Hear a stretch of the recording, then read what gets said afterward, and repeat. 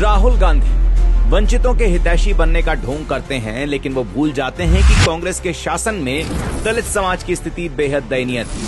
70 सचिवों में केवल 3 SC, 3 ST और 0 OBC अधिकारी थे। 278 संयुक्त सचिवों में से केवल 24 SC, 10 ST और 10 OBC अधिकारी थे। कांग्रेस ने राष्ट्रीय पिछड़ा वर्ग आयोग को संवैधानिक दर्जा दिए जाने का विरोध किया और उसके सांसदों ने संसद में संविधान संशोधन के खिलाफ मतदान किया।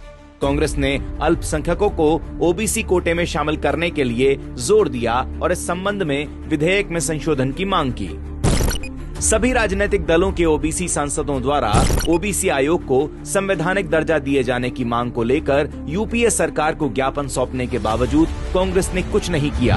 कांग्रेस, जो अब OBC, SC और ST को पर्याप्त प्रतिनिधित्व प्रदान करने के लिए जाति जनगणना के बारे में जोर शोर से चिल्ला रही है, उसने UPA 1 में जनगणना प्रपत्रों में जाति कॉलम नहीं रखने का फैसला किया। UPA 2 में संघ लोक सेवा आयोग, विश्वविद्यालय अनुदान आयोग, भारत के नियंत्रक और महालेखा परीक्षक और केंद्रीय सतर्कता आयोग जैसे संस्थानों के प्रभावशाली पदों पर OBC का प्रतिनिधित्व बहुत कम या बिल्कुल नहीं था। सोनिया गांधी के NAC की अध्यक्षता करने, मोंटेक अहलूवालिया के योजना आयोग चलाने और कांग्रेस द्वारा प्रणब मुखर्जी को राष्ट्रपति और हामिद अंसारी को उपराष्ट्रपति के रूप में चुनने के कारण OBC, SC और ST को प्रभावशाली और निर्णय लेने वाले पदों पर रहने का अवसर नहीं दिया गया।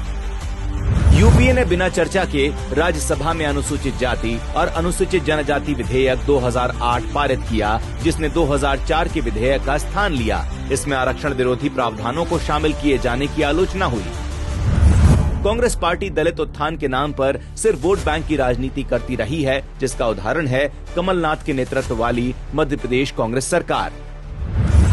2018 में सत्ता में आने पर बैगा, भारिया और सहिरा जनजातियों की आदिवासी महिलाओं के खाते में 1000 रुपए प्रति माह जमा करना बंद कर दिया, तो वहीं केरल के आदिवासियों को अनुसूचित जनजाति और अन्य पारंपरिक वन अधिनियम 2006 के तहत उनके मूल अधिकार से वंचित किया गया।